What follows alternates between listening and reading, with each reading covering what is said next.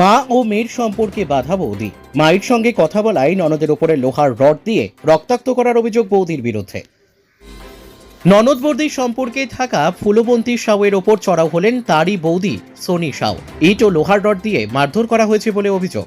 ঘটনায় ফুলবন্তী দেবীর মুখ, ঘাড় ও বুকে গুরুতর আঘাত লাগে। তিনি ইতিমধ্যেই সোনারপুর গ্রামীণ হাসপাতালে চিকিৎসা করিয়ে থানায় অভিযোগ দায়ের করেছেন। নরেন্দ্রপুর থানার রানিয়া এলাকায় সকালবেলায় এই চাঞ্চল্যকর ঘটনা ঘটে। স্থানীয় সূত্রে জানা গিয়েছে ৮০ বছরের বৃদ্ধা দেবন্তী সাউ তার মেয়ে ফুলবন্তী সাউয়ের সঙ্গে কথা বলতে তার বাড়িতে আসেন। তিনি মূলত তার ছেলে ও ছেলের বউয়ের সঙ্গে থাকেন, কিন্তু তার মেয়ের সঙ্গে কথা বলায় চরম ক্ষুব্ধ হন বৌদি সোনি সাউ। এরপরই আচমকা ফুলবন্তী দেবীর উপর হামলা চালানো হয় বলে অভিযোগ। ফুলবন্তী দেবীর অভিযোগ, আমার মা শুধু আমার সঙ্গে কথা বলতে এসেছিলেন, এটা বৌদির সহ্য হয়নি। হঠাৎ করে আমার উপর ইট, লোহার রড দিয়ে আক্রমণ করে। আমি প্রাণে বাঁচতে পালানোর চেষ্টা করি। ঘটনার পর স্থানীয় বাসিন্দারা দ্রুত তাকে হাসপাতালে নিয়ে যান।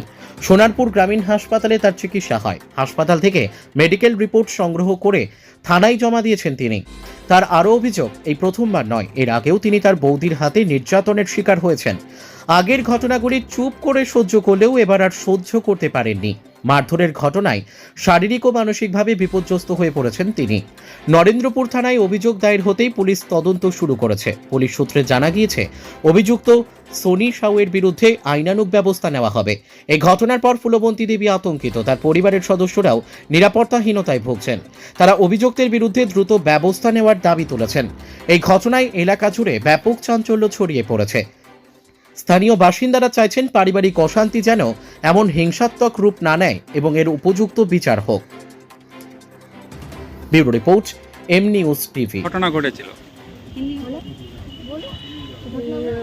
हमारा माँ आई थी मिलने के लिए कि घर गांव चली गई कि नहीं गई है, देखने के लिए आई है। तो वही आकर वहाँ भी देख ली थी कि माँ कहाँ गई है नहीं गई। तो हमारा घर में देखी जा रही थी तो देख ली थी, तो आई और मारने लगी घर में घुस करके। क्यों मारा, क्यों? कि माँ आई इसीलिए। पहले ये घटना हुआ था? 2-3 बार और आगे मार चुकी थी, तो हम कुछ भी नहीं किए थे। आज ज़्यादा हो गया घर में आकर के। हम दूसरे जगह रहे, थोड़ा कुछ 2 मिनट उसका घर के पास दूर में, तो 2 मिनट के दूर में आए थे, इसीलिए और आकर के मारी उसको। अभी आप क्या चाहते हो? हम घर में रहते हैं, सब बच्चा सोई थी, हम अकेले थे।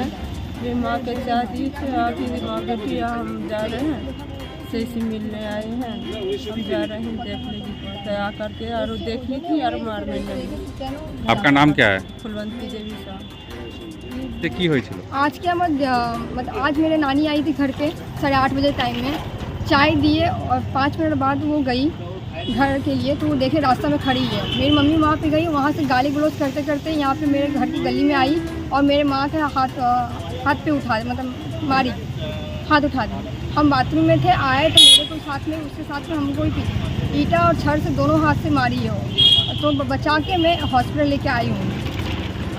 अभी आप क्या चाहते हो? अभी हम रिपोर्ट लिखवाना है थाना में। आपका नाम? संजना साहब।